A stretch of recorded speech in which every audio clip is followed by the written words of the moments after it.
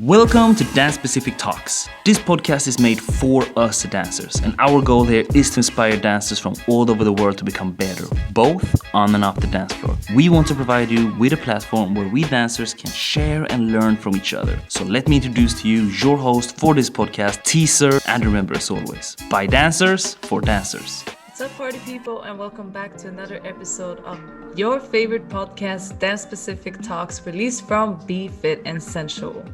Now, today we're traveling all the way to the States, Houston, as we are meeting Billy and Monica from Kizomba Harmony. So what do you need to know about Kizomba Harmony?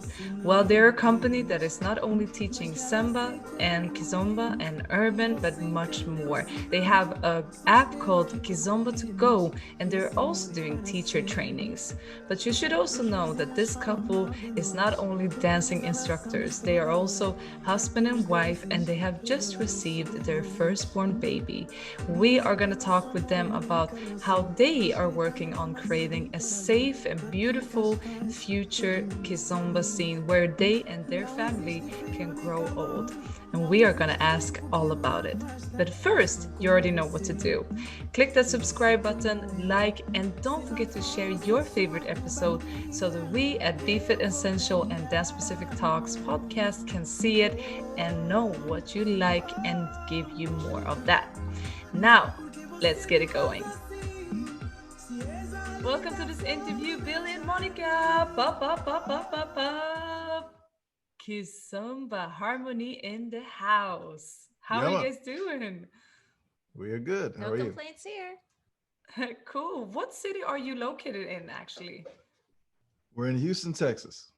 Oh, yeah, rocking United that States. Beyonce city. That Beyonce represents. Yeah. Yeah, that's right. This has been, last year has been a very interesting year. There's a lot of things that we've been missing, but there's also a lot of things we have learned to be grateful for. What is one thing that you guys have been missing a lot that you can't wait to do or see after the pandemic is over? Well, for us, when the pandemic started, we basically have not been teaching our classes, nor we have two main events. One is a festival in Playa del Carmen on the beach in Mexico, and then another is a weekender slash dance competition, and we haven't been able to hold any of that, nor have we been able to travel. And Mm. so I miss all of it. But I'm actually really, really grateful because we're rolling out vaccines here, especially in Houston. And so I feel very, very excited to be able to get back, to get started again safely, because it's not a point to actually hold something if people are going to be getting sick. Yeah. No. And traveling because Oh, I know. we like to travel a lot and we were Oh. looking forward to, having the baby along and starting to We introduce her bought to matching little traveling. outfits too. Couldn't do it. But yeah, again, we have to be responsible Mhm. and, we don't want to be responsible for putting our baby or anybody else at risk. So, So that's what we're excited about, the yeah, possibility of actually starting up again. that'll be Mm, awesome. So awesome. Being able to see that. people without masks up close Mhm. and hug people who aren't my immediate family. That'll be nice too. Yeah, I mean, we are huggers, right? I think that that's I what we all know. get into Kizomba. We are physical people. Hmm. And yeah, I also saw, Monica, that your mother, the grandmother of your child, that you haven't been able to see her a lot either. And Yeah, my our daughter actually hasn't seen anyone besides his mother and his Brother. brother, which we've been in a tight quarantine. So she hasn't been able to see anyone really, and it's for her own safety. So we're really excited to be able to get started again. I get my second vaccination tomorrow, and then Billy gets his second vaccination at the end of the month. So yeah, yes, and you are a yes, doctor yes, as well. So yes. like this is Yeah. very important for you Yeah, to I'm be able to I'm an move around. emergency medicine doctor too, and so COVID's real, people. I see it all the time. People are dying from it. So yeah, so please be safe. That's like my 2 cents. And it's really important. Is dance. I just love dance because it's been a wonderful stress relief for me. But it's not going to be a stress relief if people are getting sick. So when it's safe, we're going to come back. We're going to come back, but like I keep saying, only when it's safe, because there's a lot of people that are not really understanding what safety means, and it's not good. No. And as I said before, this past year has also taught us a lot about gratitude and reflection and in other things. What would some of the most important insights have been for you for 2020? Go first, Sunny. Um, I guess to not take your health for granted. You know, a lot of times people tend to focus on getting more stuff, making more money, you know, goals and all that ambition. But I started to really appreciate just being healthy and focusing on that, especially when so many people are getting sick and dying. And, you know, for me personally, like I had been nursing this shoulder injury for the last year. It hurt just to lift my shoulder up. And having a baby, you know, I have to hold her a lot. So just being able to hold her, you know, is something that now that my shoulder's pretty much healed, I can pick her up, I can hold her, and she's getting big. And, you know, just little things like that, that it's easy to take that kind of thing for granted, but just having a healthy body is something that I really am focused on now. And not just as far as like six pack and looking good, stunting for the gram, I'd be posting very thirst fine with traps, that. posting thirst traps, but for the actual health of it. Because that's kind of like my mantra for the last year, I guess, health is wealth. And it's maybe not necessarily a resolution, but it's a big focus for me this year and last year and for the rest of my life. Because again, we're older parents. I'm 40. She's 39. whatever she is. I'm not going to age you, you know. I look good. It's good. You look good. We're good. But you know, we're not 20-year-old parents here, No. and so we need to be healthy Nor are we so that we 20-year-old can. dancers either. And our baby is very active and very big and very strong, and she's very curious, and we're gonna have to be healthy just to be able to keep up with her. You know, not to mention the whole dancing stuff too, obviously. Yeah. I guess for me, I became a mom and during this pandemic as well. It wasn't planned that way, but it just happened that way. And it really made me realize if things don't spark joy, taking from Marie Kondo, if it's not having an incentive to make me want to do something, I'm not going to do it. I'm perfectly fine with that. I'm perfectly fine with saying no. I have only 24 hours a day. Our baby takes about 17 of them. And so being able to say no has kind of been my big thing. And it's been so much more fruitful because the things that we do, it's because we really want to do them. Nothing is pulling my leg to say, hey, you know, let's teach dance. Let's do this. No, it's because we actually really want to do it. And when things come from the heart, when you really evaluate, hey, do I actually want to do this? Yeah, I do. Then it actually makes everything even more important. So I think that's the biggest thing that I can say. I think it's so funny because I have some of my closest friends have also gotten, you know, a baby for the first time this year, and what they're all saying is like this was the best year to not have any type of FOMO because there's nothing happening.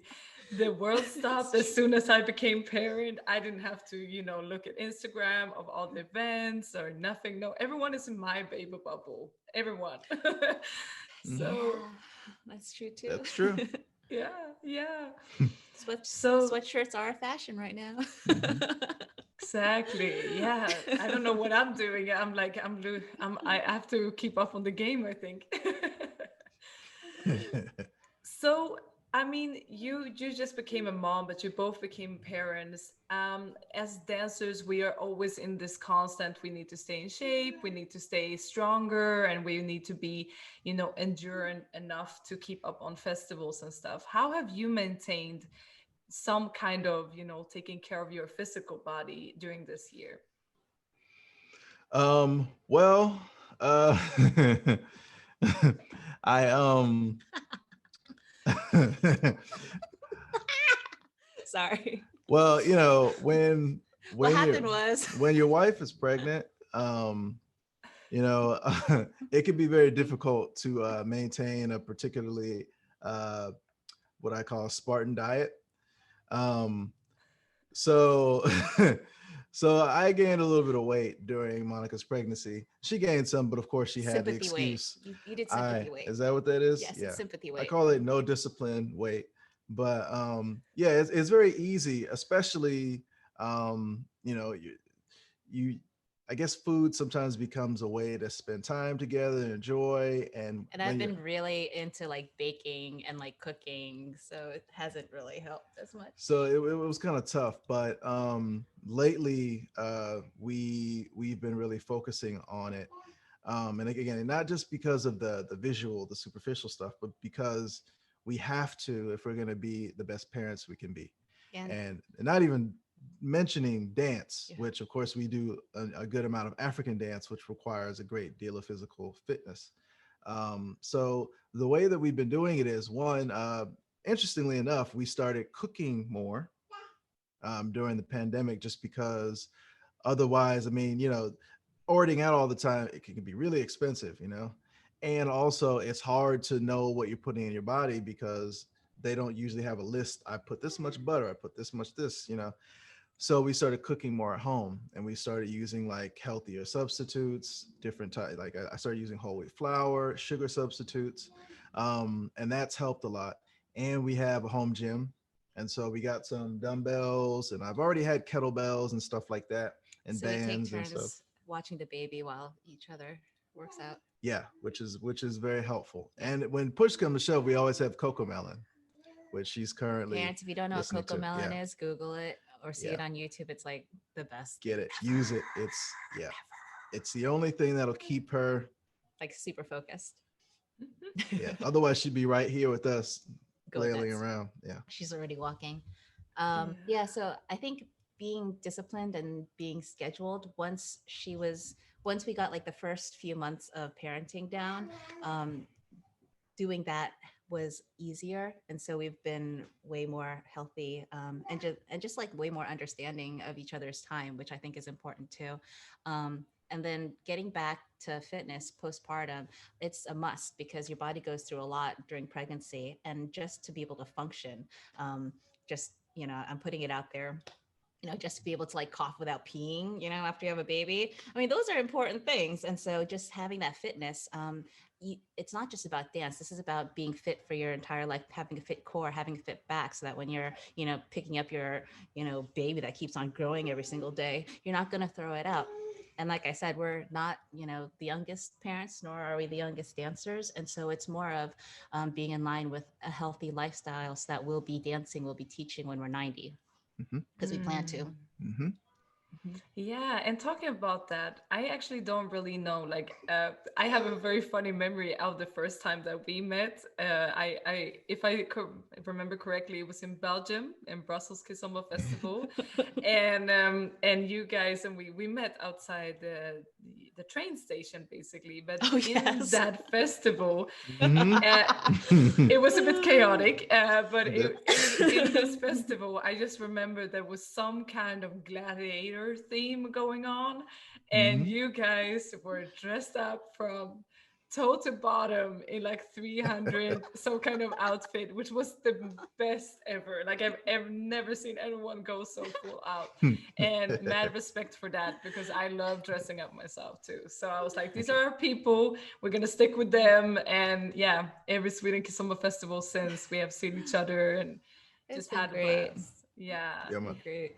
So how actually did you get into dancing? Like, I actually don't really know your individual paths into dancing, or did you find it together? How did that look like for you guys?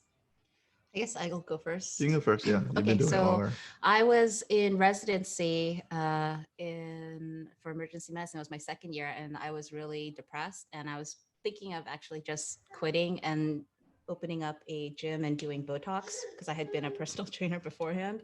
But then one of my instructors, he was like, you know what? Before you like just quit it all, why don't you try dance? So he was doing competitive ballroom, and he's like, come to my studio and just like take some lessons, maybe having a hobby would work. And I really, really liked it. But the thing is, with ballroom, the socials and everything, they're they happen during the day, and I needed something. I got out at like 9 p.m. at night, and then I had to be back at work at like 6 a.m. And so having an event that happened during the weekends at like 2 p.m. would not work because I was working. And so LA has a huge salsa scene. And so I ended up getting into a lot of Latin dancing because that was like the only thing that was open on like Tuesday, Wednesday, Thursday, whichever day at night, because you can find something. And so I got into dancing that way, and it really did help because having just an outlet for energy, and then also like training my brain and like learning new techniques was really helpful. That wasn't medicine related. It just kind of reset my brain. And so I got through residency and actually enjoy my job. I actually enjoy it so much more because I have dance. And being my personality, whatever I do, it seems like I always have to like, you can't just like be like, you know, a basket weaver for fun. You gotta have to be like the star basket weaver and like start the basket weaver business. That's kind of like my personality. And so when I moved to Houston for fellowship, I met my ex dance partner, and he needed someone to demo a dance called Kizomba. I was like, okay, at a studio. And I danced a lot of dances because I was taking ballroom classes, and I did like a lot of Latin dancing by that time. And so I was like, okay, that's fine. Let's do Kizomba. And so I didn't really understand what it was. And if you look at the initial demo, it was like everything that Kizomba was not. But I really enjoyed the actual aspect of meeting people. I was in a new city. And so 3 weeks after, they were like, oh, why don't you teach Kizomba at the dance studio? I was like, okay, I have no idea what I'm doing. So I think I need more training. So we actually went to a festival in Madrid in that December. And it really opened to seriously opened my eyes to what Kizomba was, because for number one, it was an African dance. And for me, there's like no African, like anything that I have any ties to. And so if I was going to teach it and I like challenges, then I had to teach it correctly. And so that's what really started for me in learning exactly what Kizomba was. Initially, I will tell you that what we taught, we had to relearn all over again, because even the lessons that we did learn were absolute bullshit. So that's kind of why we're so hardcore about making sure your foundation is correct, because I kind of don't want anyone to have to repeat what I did, traveling multiple times, spending a lot of money to go to Europe to learn bullshit. But yeah, so that's kind of how it started for me. So Kizomba Harmony started in 2012, and it's been going on ever since. So we're celebrating our eighth year, eighth. I guess we're in our ninth year. We're in our ninth year. Yeah. So we've been doing the ninth year, and each year, it's getting better and better, and we're delving deeper the more that I do it into more foundational stuff, which I find is the most hardest and the most challenging, which is why I keep on wanting to do dance, because it's really, really simply hard, if you can say it like that. Challenging. Right. Because simple doesn't mean easy. No, but I love it. So that's why, and the more that we do it, the more that I love teaching it. So that's my story. Yeah. And I guess for me, before doing all this, I was a lawyer, working in big law. So I didn't really have time to do anything except sit up in the firm all day. But when I left the firm, I started doing contract work, which means I got to actually get off before the sun went down sometimes. So I actually, got to have a little bit more free time. And one time I was out with some friends. It was a Thursday, and it was this place in Houston called Taco Milagro. And it's closed down now, but it was a place where on Thursdays they'd have like a salsa night. So it'd be salsa and bachata. Now at the time I didn't know the word bachata. I just remember sitting down outside having margaritas. Well, in Texas, there's a thing called Tex-Mex, which is, it's not really Mexican food, but it's like a hybrid fusion. Mexican, like nachos and fajitas and that kind of stuff. And so I went inside to get some drinks, and I saw people dancing, and I saw salsa, and I had heard of salsa before. Although I thought of it as like, the guys have to wear like the shirts with their whole belly button out, which at the time, maybe a little bit of toxic masculinity, but I thought it was kind of, yeah. But here I was like, wait a minute, okay, they're dancing, but there's nothing weird going on. And okay. And then I saw people doing, I called it the 4-step dance at the time because there's a 1, 2, 3 tap, 1, 2, 3 tap. So I was like, it's like a 4-step. I didn't know what it was. I knew it wasn't salsa, but now I know it's bachata. So I was like, that was my first time seeing that there was like some social dancing going on in Houston. Then later I was at another place. It was like a Sunday fun day party kind of thing. It was like regular 30-ish professional Black people. So for those who don't know about Black American culture, we don't tend to like dance socially at our age unless it's like a date or we're trying to holler at you or something like that. Or it's like your mama or your cousins or something like that. But unless you like say do Zydeco or something like in a partner dancing, you just kind of like stand around, you dance. People will kind of dance solo, but you don't have a lot of partner dancing. So I'm just sitting there having a Crown of Coke, and on Sundays, I didn't know this, of course, but there's a bachata salsa night that would start at night. So around 9 o'clock, the crowd started thinning. There was a new DJ, and all of a sudden I started hearing all this Latin music. Now I'm a musician, you know, I was in band, I play guitar, blah, blah, blah. So I love instruments. So I hear this and I'm like, this sounds good.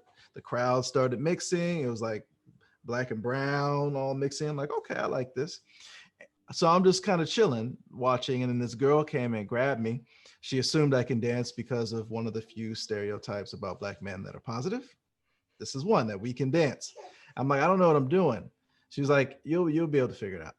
So she's like, this is bachata, 1, 2, 3. So I'm like, oh, that's what this is. So she's like, yeah, you do this, and if you want, you can hold close. And so she pulled me up into her, and I was like, this is before Monica. Okay, this is like, That's cool. this is like 20. Is it 20? No, it was 2011, but it was the summer of 2012. So I'm thinking that she's trying to hit on me. I'm like, oh, okay, well, why not? You know, I'm single. But we danced a couple songs, and then she just left and started dancing with other people. And at first I'm like, and then I'm like, wait, so I can dance with anybody I want and just go home. I don't get in a fight with anybody's boyfriend and nothing like that. I just go to dance and go home. And I might get some hugs out of it because I'm a hugger, right? So keep that in mind. So I'm like, okay, cool. So I decided to take some salsa lessons. I did a free lesson, and the free lesson was kind of whack because they teach you like you step forward and then together, back and together, right? And no salsa dancer does that. Like 1, 2, 1, 2, 3, 5, 6, 7. No, they pass 1, 2, 3, 5, 6, 7, right? So they got us looking like RoboCop, and these salsa people are doing all this crazy stuff.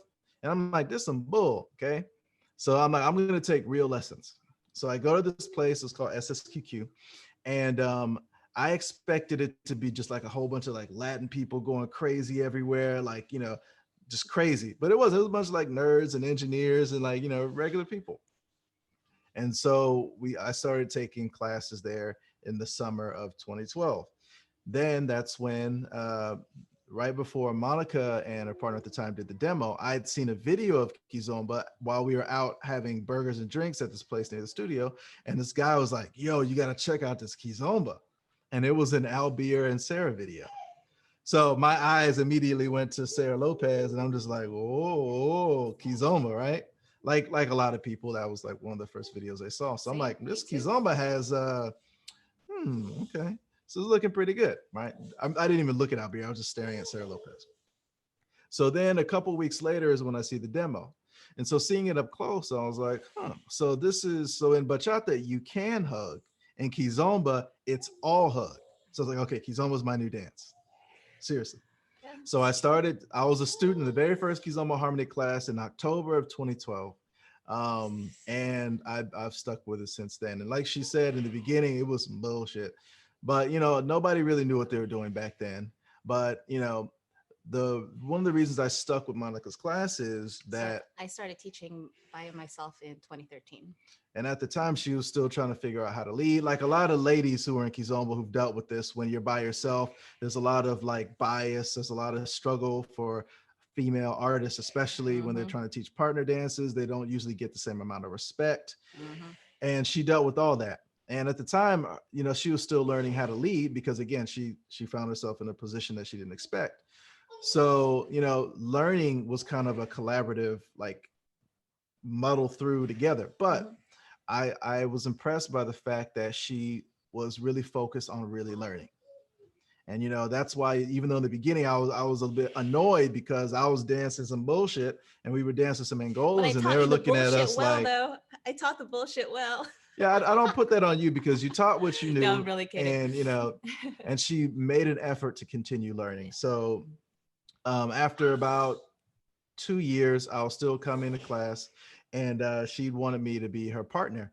And the first time she asked me, I didn't want to be a teacher. I just wanted to be a really good dancer and get dances. And then later, I wanted to help build a community. And the second time she asked me, I realized that even if I didn't want to be a teacher, being a teacher is the best way to learn, right? Because you learn a lot just by teaching others. And it would give me a platform to help in the community building efforts, because ultimately that's what I wanted. Because when I first started dancing, I was going through a lot of stuff, like job issues, relationship issues, and dance has helped me get through like some depression and all kind of stuff. And I feel like Kizomba specifically because it's low impact, anybody can do it. And again, we can teach until we're 90. You can dance as long as you can walk. So I feel like Kizomba has the potential to change a lot of people's lives, like it's changed mine. Like ours, yeah. Yeah, and so I wanted to help bring it to the masses. So I figured that being a teacher would enable me to do this. So the second time she asked me, and this was like, I guess we became partners like between September and October of 2014.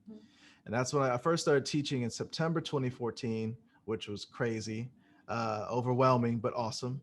And then we became official traveling partners. And our first booking was on ADC in 2014. Yeah. And we've been. But we had another event in Oh, no. October. It was the Dallas Yeah, Bachata Festival. Yeah. in October. That was our first booking. And yeah, we've come a long way since then. Yes. But yeah, like we're still doing it. And then now we're actually together and married and family and still dancing. So yeah, Kizomba really has brought us together. Yeah.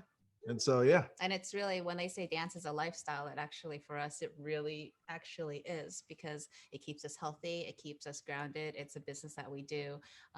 So it's something that we cherish. Yeah. And hopefully Grateful Oren for. will want to do it. She's going to do it. Yeah. She didn't have to teach, but she's going to dance. Yeah. No Yeah, choice. yeah. No, I've been teaching a lot of children, and it helps a lot in many kind of different ways of like just being able to present stuff, being able to just put yourself, stand your ground, and all of that. So yeah, for sure, she needs to be dancing. Absolutely. Oh, that's great. Yes. Yeah, this is so great. I've been like, I smile so much that it's almost hurting my face now, because I'm like, I'm just seeing all your different stories, and I'm seeing the party, and I'm just like envisioning like how it was, and I love that. So thank you so much for sharing that. No worries. I mean, yeah, becoming a teacher is a big thing, and you're learning along the way. And I think that everyone that is today calling themselves a Kizomba teacher had to go through exactly what you described: a lot of confusion, a lot of misinformation, relearning, going backwards in the way of dancing, and like coming back to the foundations. What is something that you're always trying to give your students, particularly more than, as much of the foundations that you can show and explain? What is some of the other things that you really, really want to give forward to your students in order to become like a good part and infusion into the scene? I guess other than like dance technique, we want our students to come out. We always say we're all about training great dancers with better attitudes. So we want, again, our main thing is building community. So that energy is very important. So we do everything we can to instill good energy into our students. That means from confidence, our students tend to, you can see a difference from day one to after a couple of years with us, not just on dance, but just Like everything. we are very big about pouring and investing energy into our students. And we support them even if one of our students is now starting to do like a catering business, Kathy Punch, who's awesome. And we support them in everything they do that we can, because again, this is a community that dance is the core, but it's a community of people. So confidence, body awareness is something that we're very good at, and health. So, foundation, we talk a lot about movement quality. And so we do a lot of work on just overall physical health and mobility, because one, it makes you a better Kizomba dancer. And two, it's just good for your life. Because again, good energy is not just about attitude, it's also about health. A healthy community is a happier community, and the energy will track. So I guess those are a couple things. Just energy is very big for me, I guess. I think, yeah, I'll co-sign on that. Yeah. Yeah, because you guys have started something that, I've seen on your pages called the New Bro Code. And it's definitely something that, after this whole Me Too movement gone viral all over the world, it slowly but surely is like getting its roots down even in the dance community finally. Finally, yeah. But starting to, there's a long way to go, and there's a lot of people there's a lot of people still out there using their places as artists or teachers or taxi dancers or whatever. Can you tell me a little bit more about this bro code and what your like vision with this is, to talk about it more? Can I just interject? Yeah, go ahead. Just really quickly? Like, it really, I guess it's really frustrating to me, because it really shouldn't have to be a movement, like a hashtag movement, to get us to actually be real humans and to have empathy and to actually be decent human beings. That's all I have to say. Like, that's why it's so frustrating. So frustrating, because like, okay, you can continue. It's just frustrating. Yeah. I just had to vent for like so 3 seconds. So this started for us probably in 2015. And this is before Me Too. So the atmosphere environment at the time was not particularly friendly to people who were outspoken like us. But there was a letter written by someone in the dance community who described an alleged rape by an instructor, a very well-known instructor, and an organizer. And this person was, afraid to come forward because of the bullying and the attacks and just the nastiness. And so she wrote an anonymous letter and circulated it. And when I read the letter, I was so pissed off, because I knew there was I know there's the thirsty people. I know that, people hook up, and, that's fine. Yeah, I figure it's just consenting adults. I didn't realize how bad it was until I read this letter.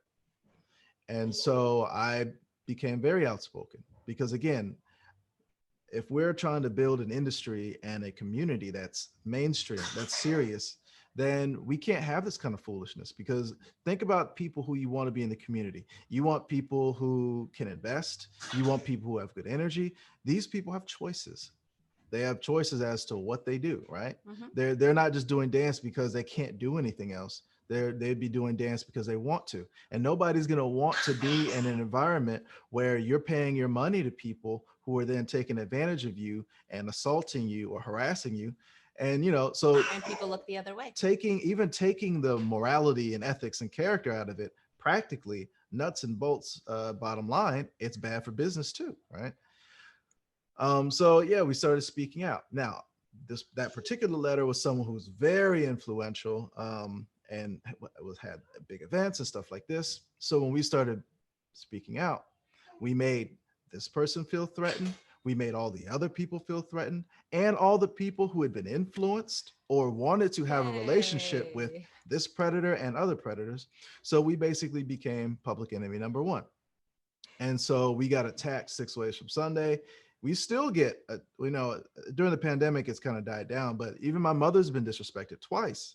And these are all people who are trying to score points, curry favor with some of these predators and the people who've enabled them. right? I just call them predator adjacent people. Yeah, they're predator adjacent. Or we also call them predator friendly because that's what it is. And so we have gradually ramped up. And so now we even have a little thing in our Kizomba Unity group, because a lot of the stuff we put in the Kizomba Unity group, which is a private group that anybody can join. If you, there's like just a couple rules. But yeah, the idea is we wanted to be able to talk about stuff like, but not in front of company. That's like a black euphemism.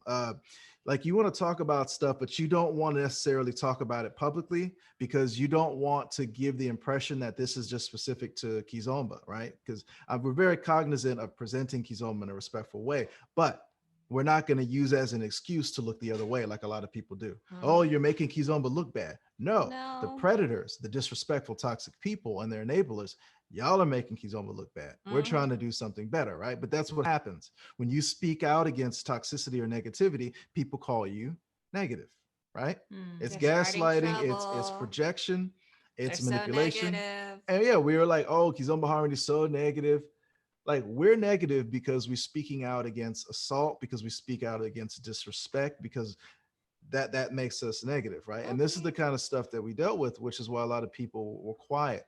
But luckily for us, we don't put so care. much effort into the quality of our product that at the end of the day, nobody could really hurt us, right?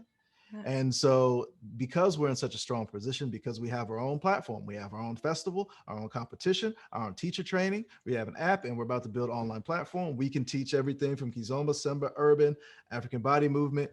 We're a one-stop shop. So we don't technically need anybody else to do our business. We just need people in our community, People right? who actually want to invest. Right. And those people probably don't want to invest when they know that there are rapists running around.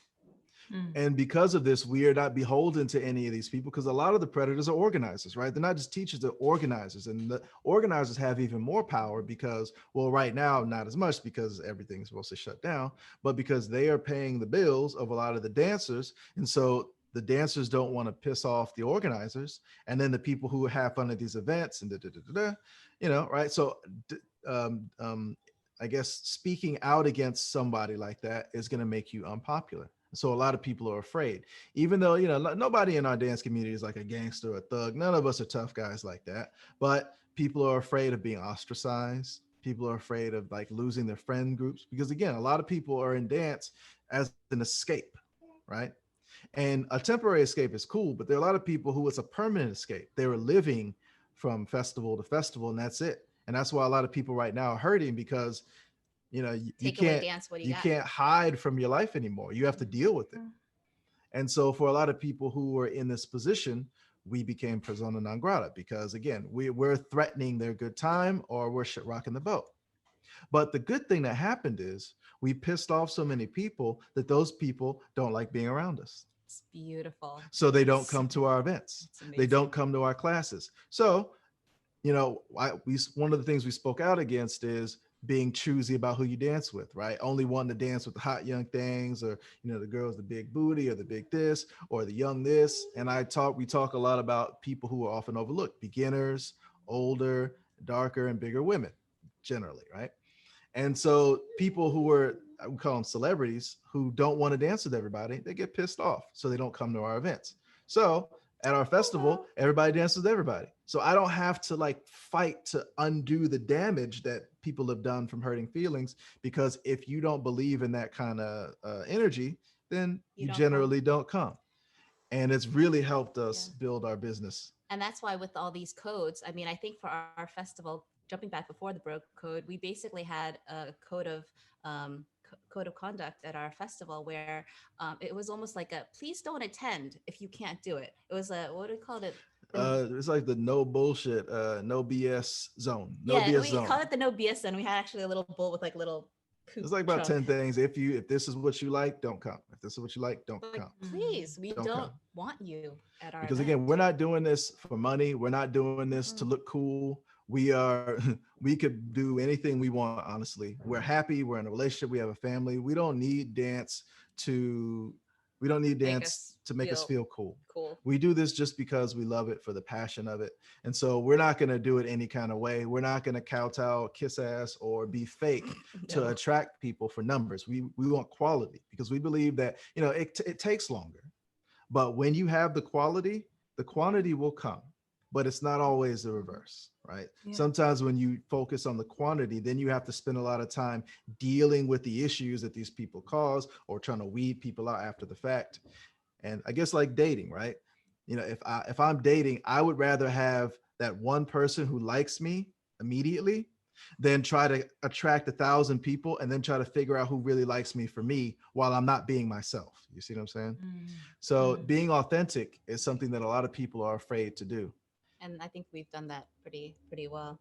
And so your question with the bro code, Billy came up with that. Yeah. Um, Yeah, I did. Honestly, right now, I don't even remember everything that I put in there, because it's basically just stuff that we've always been doing over the years. It's basically, I remember like maybe 2 years ago, you basically were on Facebook saying, hey, male, organizers, instructors, DJs in the Kizomba scene, all I want you to say is rape is wrong. Okay. He put that on his Facebook page. Crickets. Y'all, rape is wrong. Like, why is that? It was so difficult for people to come out and say something. And that, to me, like, there was a low point for me in terms of like teaching dance and organizing. And it was that, because if I don't have any respect for you as my colleague, I mean, like Billy said, we have other things we can do. So it really I had to reach down into myself, because when people can't even say that rape is wrong, then we're in a mixed company of really messed up people that I don't really want my daughter to be around. And so it was really low. That was a low point. That was so low. Because it was like we were actually just trying to do the right thing for the community. I mean, it's better for everyone who isn't a predator or currying favor with the predator.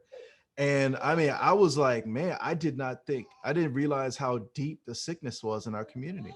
It's a hot ass. And I mean, it's not like it's not something that's a society at large issue as well. I think that's important you highlight. It's not, and I say that a lot because it's not, but that's a baby. We, as a part of a technically smaller community, each of us has a lot more influence, right? To affect our spheres of influence and, set the example, be better than society, because we are at risk of because we dance a close dance. She likes to cough right now. It's so not weird that she's like choking. That's like her getting excited. And she just, it's fine. Oh my God. I lost my train of thought. So your bro code. So basically after that, that's when people were asking for there to be some sort of like code of conduct for men, which just makes me sad that we just have to even like discuss that. But Billy wrote some things and it's basically just stuff like, to me, it's just common sense. Be a man, like, but apparently not everybody understands what it means to be a man. So it was just, I figured to have it like in a little thing that you could put on Instagram or whatever would be, because now, as opposed to in 2015, 2016, when we started speaking, Me Too came out, then it became a trend, and a lot of people started being performative, because there's a hashtag, and they're like, yeah, but they're still supporting predators. They're still investing in predators. They're still doing all these things. And so, I figured it would be helpful to have like, just something that could be easily shared, and I hoped that more men would start signing on, because again, like anything where there's a sort of oppression, you need the people in the privileged class to be the ones speaking out, right? And using that privilege to amplify and center the people who've been oppressed. In Black Lives Matter, it's white people, right? When white people use their privilege to amplify and center our struggle, it helps. It's more compelling to people. When men use our privilege as men, because there's definitely male privilege, to center, not saying it doesn't happen to men as well, but we all know that it mostly happens to women, right? When we use our privilege to look out for and center the struggles and the needs of the ladies, stuff gets done.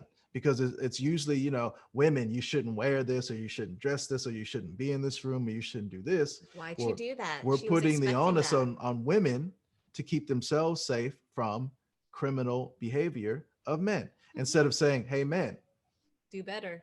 If you're thinking about raping somebody, don't. If a woman is naked in your bed, get consent. Like simple stuff that for whatever reason, and I know there's sometimes gray areas, but consent is something that is so important, especially because we dance, and we dance a close dance. Like usually this level of connection, physical connection with people, it's not available this readily. And that's why, even though it's a society at large issue, we have to be extra vigilant, because we're in a position in the community that can be more easily taken advantage of that way. So we have to be extra vigilant guarding against that. And that's Yeah. why, part of why we've been um, so outspoken. And it's interesting because, for some people, I become like a kind of face of this.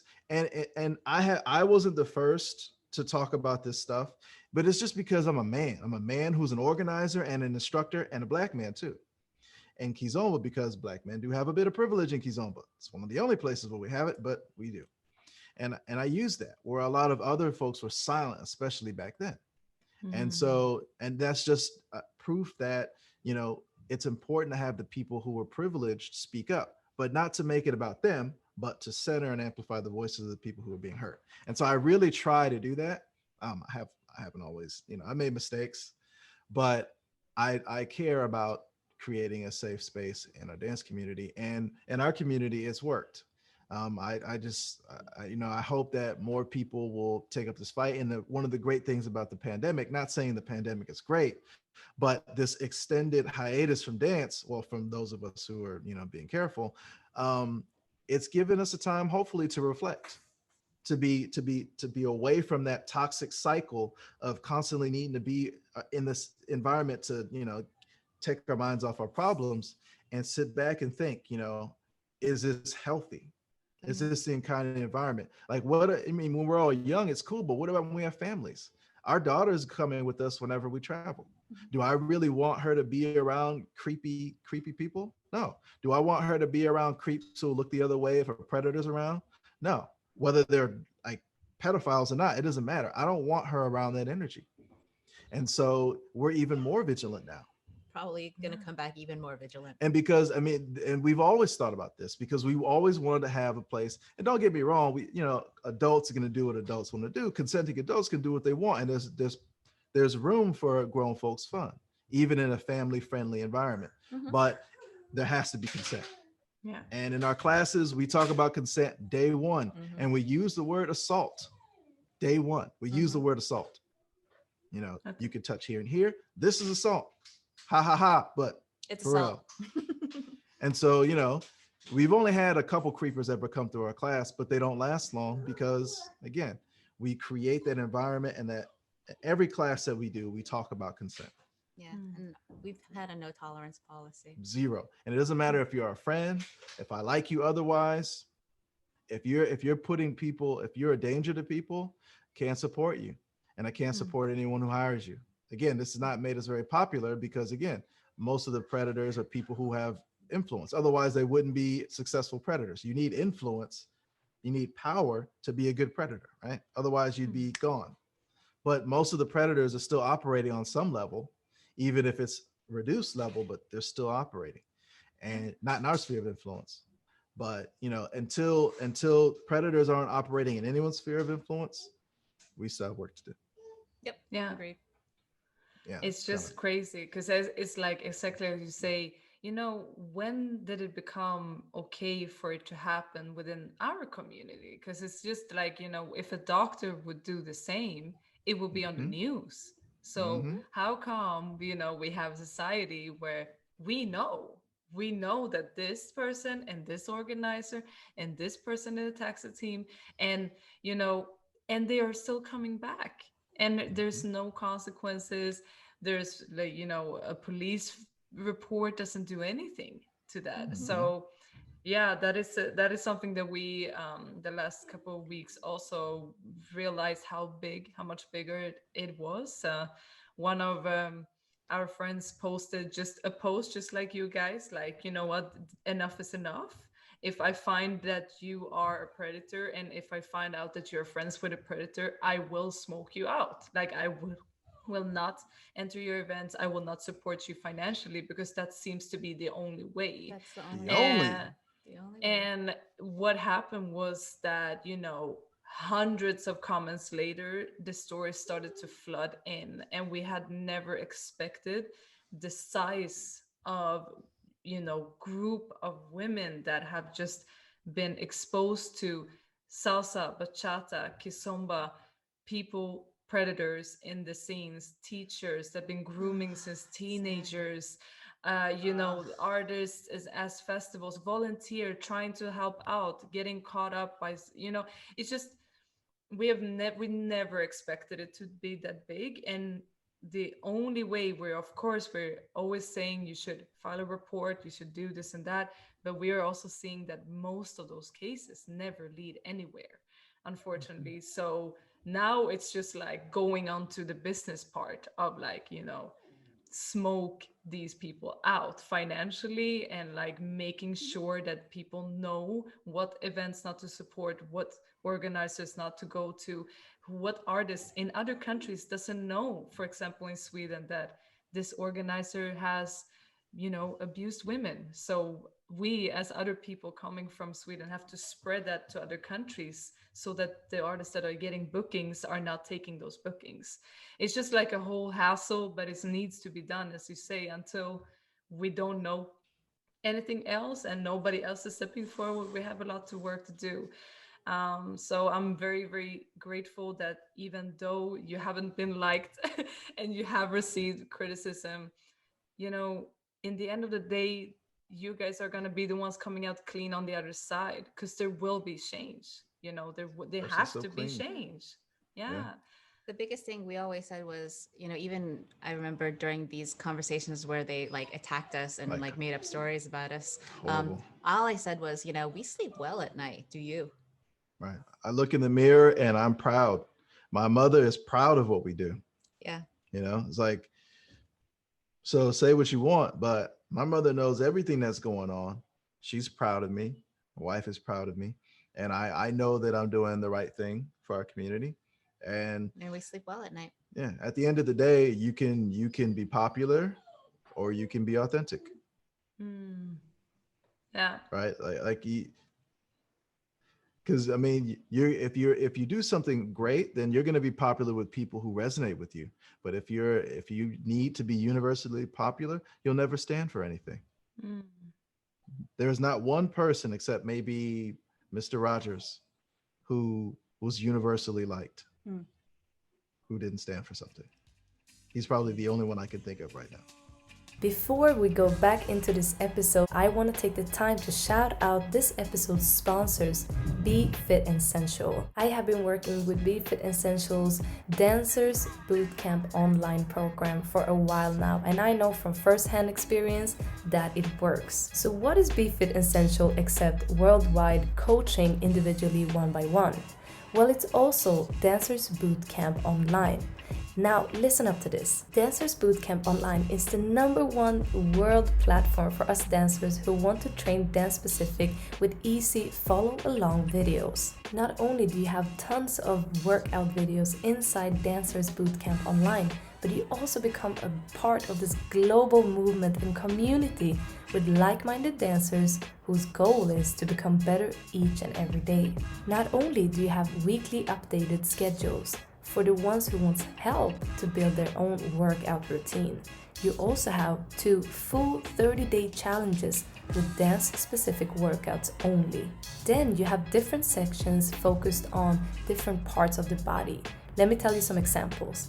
You have the abdominal section, bachata booty section, nutrition guidance, dancers mastermind if you really want to get into master your own mind, and also stretching for dancers, flexibility, knee rehab for dancers, and kettlebell flow for dancers. On top of all this, you also have weekly webinars and live workouts with Coach Sebastian, and you get a free coaching call with the team whenever you feel like you need it. Listen, I would never promote this if I hadn't tried it myself. I tell you, throughout Corona, this has been a life savior for me as a dancer when I couldn't go to classes or anything else. And I truly support the dance-specific training that Sebastian and the team of BeFit and Sensual are doing. So if this sounds good to you, it's getting even better because we have our own promo code. When you are writing in a live story in one word, ALIVE story in one word, you now get 25% discount on the monthly membership as long as you stay. You can cancel whenever you want and there's no startup fee or hidden costs. So if you have any other questions about training or nutrition, never hesitate to reach out to Sebastian at his social media for personal guidance. By dancers, for dancers. How like that, because I think that this is so interesting because you're not only artists, like you're also athletes, and a lot of athletes are always talking about like how do you keep your mind, you know, focused, goal oriented enough to move forward even when you hit these dark alleys that you said, Monica, where you just feel like, why would I even interfere in this scene, and why would I even keep going when it's so not my people, not the energy I want to be around. So like, just from a mindset point of view, what do you guys do to like, you know, keep on going and feed your mind with positive diets? What do you guys do? Do you have any tips for other dancers? You want to start? Oh, I can. Yeah, I can go. Yeah, I gotta put it back on Coco Melon. Oh, okay, yeah. The thing just switched. I think for me, the biggest thing is having a well thought out why, and it just goes back to, you know, your question about 2020. If it doesn't spark joy, why are you doing it? And obviously, everything isn't going to be happy all the time. But if your why is strong enough, then it can for me pull you through. The big thing that we do as our business is we do goal setting every year. We like goal set for the, you know, the pandemic was a little bit off, but just for the next 3 months, 6 months, for a year, 5-year goals. And for me, during that time, looking at those goals, what I thought to myself was, do I still want to do them? And I said yes. And then I said, the people that are attacking us, have they ever supported us? No. Do I need them to accomplish my goals? No. The people that we're attracting that are interested in supporting our goals, do they want those people around? No. So then I was like, why do I care what other people say? Because they haven't helped us. They won't help us. They're not going to help us get to our goal. So what's the point? And it was during that time that like I stopped like arguing on Facebook with like people that don't matter to me. And it's been great. You know, I like deleted like half of the people. I'll say hello, you know, if I see you in person, but I don't owe anything to anyone. And so if it doesn't spark joy to me, I won't do it. And so that made me be able to focus even more. And even through everything, it actually became even more joyful because I was so passionate about why I was doing it. Like we had such a strong purpose. And so it came, you know, when we did our like no bullshit policy, like nobody ever does that. Don't come to our festival. Like we will refund your money. Like if you are a clown, it takes so much energy for me to like deal with people that Even don't just vibe. one. Just one person. It's like, it's too much of a hassle. Just don't come. We'll refund you, you know, because I don't think anyone does that except for us. But Not yet. it made it so much more worth it. Like every event that we do, it's like, it's from the heart and it makes me happy. It's like happy as to what we've accomplished, and then happy with like the people that are actually coming, because I know that they actually want to come. And so that's really honestly what pulled me through, because it was rough. I mean, it's not easy, you know, having, you know, being bashed, you know, a lot. No. And it's not even like for us, it wasn't like just in Houston. No, it was like international. I was like, geez. And the stuff that they said, they were like, oh, they have no respect for African dance. Clowns. We're the They're ones that are disrespecting like, the culture. oh, we're disrespecting the culture. Okay. Blah, blah, blah. They're spreading lies about people just because they don't like them. They want to be popular. We don't care about being Trying popular. to get famous from rape. Oh, rape fame. Ooh, Rape fame. Ooh, we wanted rape fame. That was a good one. Like Wow. like how does that even work? Yeah. Oh, I'm famous. Oh, how'd you get famous? Oh, you're Well, that rape guy. I want to I hire said you. that someone actually raped someone, but they didn't, and now I'm famous. Like, who does that? So it was a low point. It really was a low point. But I think we came out much stronger, and that was the time when we started like our teacher trainings and stuff like that. And so Mhm. I'm actually, oddly enough, really grateful for these experiences, because if we had not been like, there's nothing that you can do to us that hasn't been done. And so we've basically gone through it, and we can teach others how you can come out mentally fit, stronger, and even more focused on your purpose, because we're not going anywhere. We had a kid, it took a little bit of time to like get things settled, but we're back, like, and it's because we know that we really like what we do. Yep. And it's cool. It's cool to be able to say that. It's Yeah, man. like it's crazy to also feel exactly what you said. I for me, Kizomba Harmony just have like a completely different, strong foundation after this whole thing. Now when you hear Kizomba Harmony, you're like, oh yeah, yeah, that's Bill and Monica out there in the States Yeah, it's That's doing like their them. it's thing. new. It's like, wait, people are like liking us now. Yeah, it's a little bit weird. I'm like, oh, Like, oh, really? people appreciate what we're doing now. Oh, It really has tripped me out because we're we so haven't used to being done anything attacked different.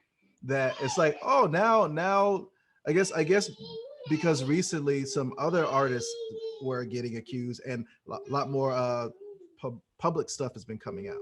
So people are starting to realize, It wait a hasn't minute, just been about one person maybe it wasn't just us trying to feuding be with one person. famous. No. Maybe we actually were telling the truth. And so a lot of people who are like this are now like, Yeah. because nobody wants to publicly be seen as a predator enabler, right? Even if you are, nobody wants to be seen publicly that way. And so, Ex- yeah, it's like we're starting to be a bit more appreciated for what we do, which is great. Um, but at the end of the day, you got to remember, if you're doing what you do because you think it's the right thing to do, you can't do it for acclaim. You can't do it to be liked. You can't do it because you think you're going to be seen in a positive way, because more often than not, you're going to be seen in a negative way, at least for a while. And you have to be willing to be seen as a bad guy to be a good guy. Or let me Well, say that that's inclusive. You have to be willing to be seen as a bad person to really be a good person. And Hmm. I hope that won't zoom on people. Just think about it for a second. Yeah, to be seen, to anyone who's a truly good person is seen as a bad person to certain groups of people, usually bad Hmm. people or people who enable them. And Hmm. so, yeah, like for what she said, Mhm. if for us, when I said, hey men, let's stand together and say rape is wrong, most of these men knew that the person who was accused of this predatory behavior was an organizer of one of the big events in North America at the time. And they were like, Sure.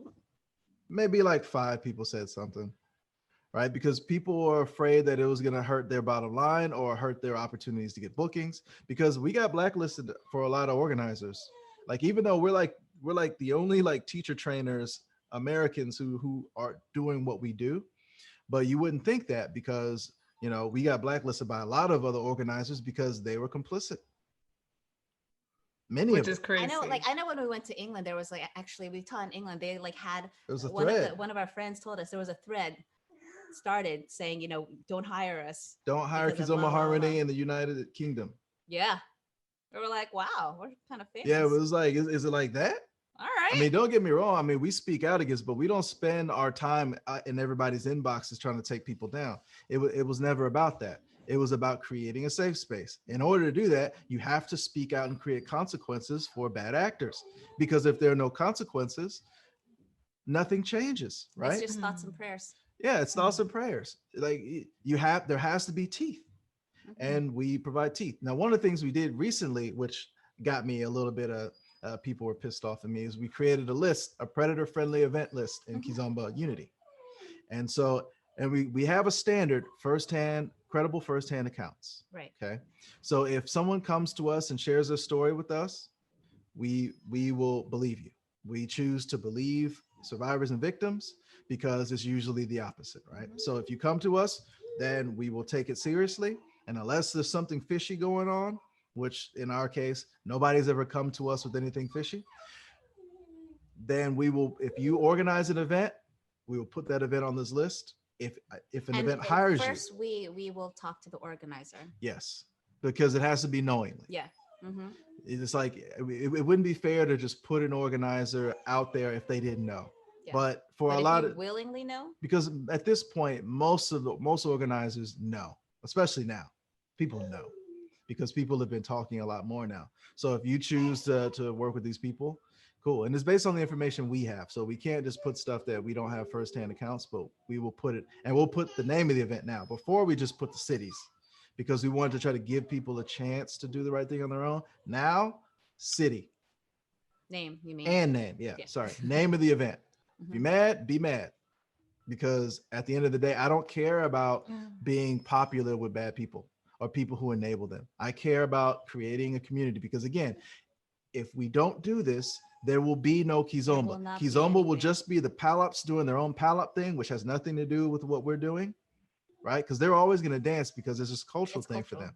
For those of us who are dancers, it's going to implode, and other things are going to, a lot of people who are using this as just a meat market. Well, as they get older, well, that's You're not going to bring your spouse or your kids around that. So unless you just want to be single for the rest of your life and live like a college student when you're 55, but then you become like those old guys with the, them cat daddies who are trying to holler at the 20-year-olds. And all the what I'm talking about. It's like, oh God. Well, if you want to try to do that for the rest of your life, but that's not how that's not gonna work. Go for it, then, when people settle down, when people are in relationships, when people are married, and they just want to dance, you don't want that nasty stuff. You want to just be able to have fun and dance with people. And those are the people. Why is Neptune whining so much? I think he needs to use the restroom, but we'll no, take him on. You think? But we took him out. Neptune's sorry. our vicious poodle. mini poodle. Maybe just like let him out the gate. Okay. Maybe he'll stop whining. Okay. Yeah, because he's like, meh, meh, meh. Can you hear him whining? Yeah. In the background. We don't want dog whining the whole time. Noisy little thing. Anyway, yeah, we the people who tend to be drawn to us are generally those people who vibe with our vibe, right? Like you, right? Yeah. People who enjoy dancing, people who don't have that weird energy. And so, yeah, because there's been a couple times where we've had events and somebody with weird energy came, and it took a lot of energy to try to combat that weird energy. Even one person, it's such a pain. Like everybody's having fun and they're just like, this, complain about this. I'm like, if you didn't want to have a good time, then why did you come? Like, why? Like, I don't even know you. Like what? It's like, So I'd rather just not have to deal with that. So give me 100 people event where everybody dances. The next year it'll be 200. The next year it'll be 400. Yeah, everyone dances. Mm-hmm. The next year it'll be 1,000 with the same vibe. But then, of course, once you get to a certain critical mass, other people want to come just because it's the popular thing to do, but they're not the core, right? So if you have 1,000 people who vibe with the good energy, then a handful of people with bad energy are not going to hurt it. But if you have 50 people with bad energy and an event with 100 people, well, that's why you have the events that basically are just a click events. If you're in the in crowd, you have a blast. If you're a beginner, you don't know anybody, then not so much. And what's the point if you have a bunch of people that don't feel wanted? That's not fun. I mean, you only have, like I said, 24 hours in a day, and you spend all that time to go travel somewhere and feel like crap. Yeah. And it's also, like it's a bit sad, but we're trying, of course, because we come from the hip hop scene, we're trying to bring in these hip hop dancers, both females and males, and both females and males have said, nah, I don't vibe with it, because it's just so much tension. There's just so much going on that is, in a hip hop event, of course, it's in the hip hop scene as well. But when you come to events, it's like everyone is jamming. You can bring your kids, you can bring your grandma. Like it's just, like that. It's a completely different feeling, at least at the hip hop events that we usually go to, jams and battles and whatever. So when they come to Kizomba scene, both of them are feeling no. And so how are we gonna infuse this scene with next generations if there's no, Exactly. no driven? And then we're talking about high professional dancers who just feeling that whatever's going on here, it's way too much. Even the guys Yeah. that are not used to that, they're not used to having women coming after them as well, and talking to them like they're talking to these predators, and the other way around. Like, it's just, you know it's a weird mix, and I really really look forward to create a scene where more people can be more different and create that family vibe. Because why wouldn't we, as you guys, be able to bring our kids to this, as people are doing to music festivals? Yeah, Mm-hmm. Yes, exactly. you Yeah. have all night Exactly. events, and there's different music genres, but there's always a kids and family area on a With their festival. little like Yeah. with their little I mean, they headphones don't have to be in jamming. the middle of everything. They could be off with the, with the other kids, Yeah. but as long as the Yes. energy's right. Yes, yeah. And so I definitely, what you're telling me now is also like giving me hope to see the scene in a different light, and just see it as a long lasting, not just as a Yes. temporary thing, but actually a permanent style and culture that we can like cultivate and inspire other people to get into. Because as you say as well, if we're gonna get this on, USA Got Talent, or like if we're gonna get it on bigger stages, the scene needs to be ready for those type of steps Yes. too. Mhm. Very And much so. if they are gonna see that, oh, is this what it's all about? You have all these going on and nobody's saying nothing. Ain't nothing Be gonna take bad. it seriously. No money, Mhm. no profit about it. So yeah, I completely agree with you. I couldn't have said it better myself. You guys Yeah. are awesome. All right. Well, I've been taking a lot of your precious time. And in the end of my interviews, I just have a quick thing that I called fill in the blanks. So I will give Okay. you one question each. I start a sentence and you fill the ending. All right. You Okay. ready? Okay. Okay, All go. right. So, Monica, when you are a teacher, the most important thing that you say to female students are. Ask why and make basically, yeah, I always ask why. Because a lot of these classes, they actually don't even say anything to the female. And so that would be a number one question. Why am I not getting instruction? Because you're paying too. And dance is a 50-50 dance. But also, it's important to get instruction, because it's your time and it's your investment. And so if you're not understanding something, don't take anything for face value. Because if the instructor actually knows what they're doing, when you ask why, they'll give you a good answer, and you'll know that the instructor knows their stuff. Perfect. I'm gonna switch it up now. Billy, what Yeah, is, man. if you can learn one new thing, and it doesn't have to be related to dance, if you can learn one new thing tomorrow, what would it be? If I could learn one new thing, uh, man, that's a good one because it's like five things He's I'm like learning. the one that loves to learn all the things. One thing I could learn tomorrow, it would be marketing and everything Mm. that entails. If I could just learn it all tomorrow, yeah, because it takes a lot longer to do all the things that it takes to be good at marketing. That's something that we're not that good at, trying to get better at it.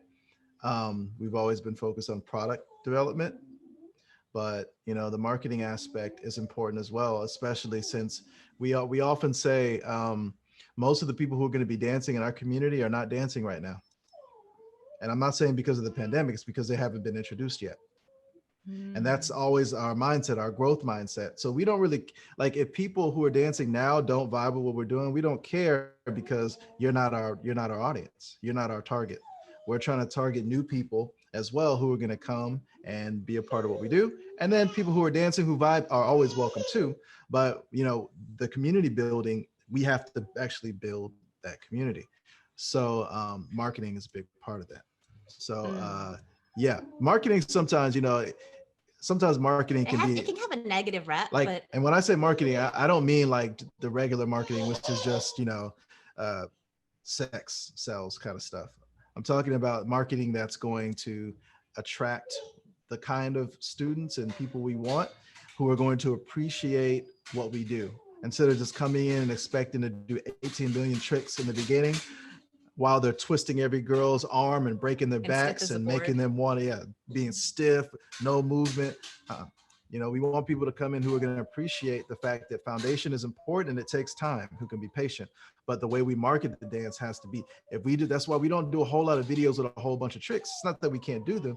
It's just that if we do a bunch of videos with tricks, the students who we attract are going to want that day one. And then we're going to have to try to we're going to have to do more work on the back end rather than attracting the right type of student from the beginning. Now, of course, part of it also is maybe we need to show people like the other stuff we could do, right? Because we haven't always been the best at that. But at the same time, doing that in a way that still puts the priority where we feel it should be. So yeah, marketing is probably something that I'm going to be working on a lot this year. So yeah. Good job. Yeah. All right, Monica, what is it with the music and the style of Kizomba that makes you keep falling in love? I think for me, when I first heard music, it was just very new to me because I'm a big electronic fan. And so we're just talking about Kizomba music. And I mean, listening to all these instruments and stuff, it actually was training my ear to be able to appreciate all of that. And in training my ear, it's really, really cool.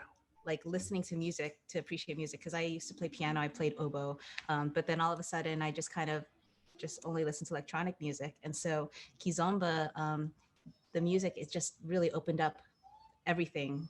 It was almost like a Pandora's box. And then for us, we like soukous, we like a bunch of other African styles, and those are like the way the patterns are with the drums, the different guitars. It's amazing. For me, the music that is traditionally played at urban parties, I've already liked it, because I mean, you put on synthetic stuff and it like a beat that kind of goes on over and over and over again. I'm cool with that. I've like partied all night at raves, so I'm like, this is great. I've always liked that. But adding the other stuff and appreciating everything, I think it's just really enriched my appreciation for music. And just from music, it's like cultures. And then starting from cultures, then it's like food of that culture. And it just keeps on going deeper and deeper for me. Billy, last question. What, if you can explain Kizomba Harmony in 3 words, what would it be? It would have to be 4. We have one. Quality, integrity, inclusion, fun. She said 3 words though, honey. You got to take one of the words away. Quality, integrity, inclusion. No, we got to have fun in there though. Well, that's implied. Okay, fair enough. Because when you have the quality, the integrity, and the inclusion, it is fun. Oh, mic drop out. Right. Good job. So that's like a little. That is our little thing.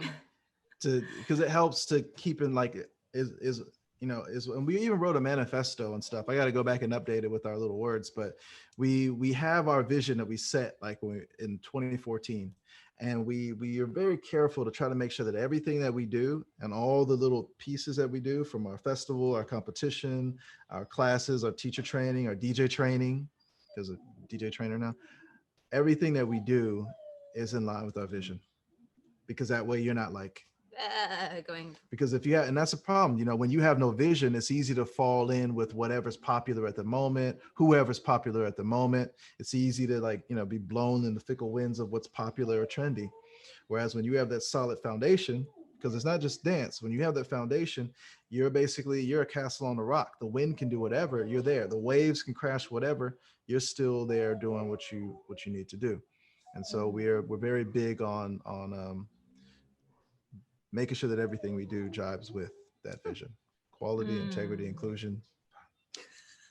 Great. Well, I can hear that you have been doing marketing and brand essence a little bit, Working at on least so far. It's so important. And I think marketing gets like a negative rap. I'm gonna go get on. She's like screaming at the Coco Melon show. It's like her favorite song. It's kind of hilarious. He's gonna bring her here.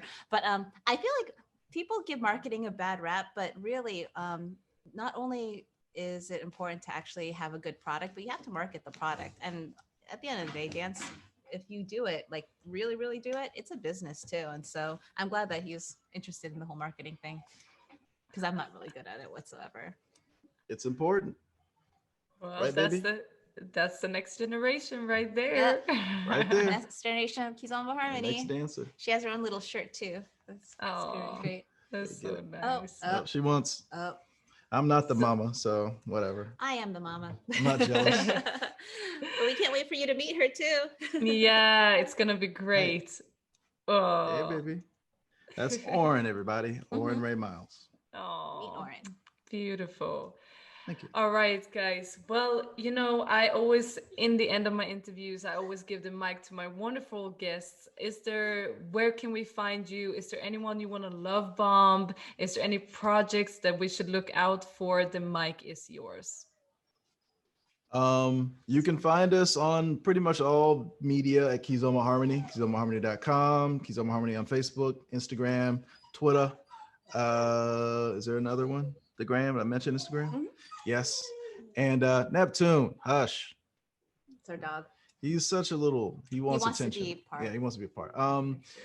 Let's see, our festival, Kizomba Harmony African Dance Experience, or CADE for short. You can find that at cade.net, KHADE. And also on Instagram, Cade Fest, KHADE Fest. What else? We have an instructional app that you can download. It's available for iOS and Android platforms. It's called Kizomba to Go. So T-O. KIZOMBATOGO. And then TOGO. yeah. And so you can download that so you can see how we teach. It's a good app for learning, especially during the pandemic. Yeah. And I guess just look out for the other additions that we're going to be adding. Well, we're doing an online portal. It's something we've been planning to do for years, but now we're in a place where we're actually going to start to do it. Right? You're gonna let us do it. Hopefully. So yeah, so be on the lookout for that. Shout out to everybody who's shown us love, and everybody who cares about building a community the right way. We look forward to supporting you and working with you maybe. Yeah. And like we're definitely, when it's safe, we're definitely available for bookings if you're okay with family. And we look forward to supporting and working and building. And yeah. Someone's hungry. Oh, she's hungry? Oh, she's Yeah. hungry. Uh-oh. Thank you so much, guys. I wish you a Of course. great start of the year of 2021, and I can't wait to see you when we're back in the world together again. Awesome. Yeah, man. Take care. Take care. You too. Bye. Okay, baby. Okay. Don't forget to click subscribe, comment below, and give us a rating or review. We have a Facebook page, YouTube page, and we are on Spotify, Google Podcasts, iTunes, and all the other podcast platforms. We also have an Instagram, so don't forget to tag us in your favorite episode and share it with the world, because we read all of it.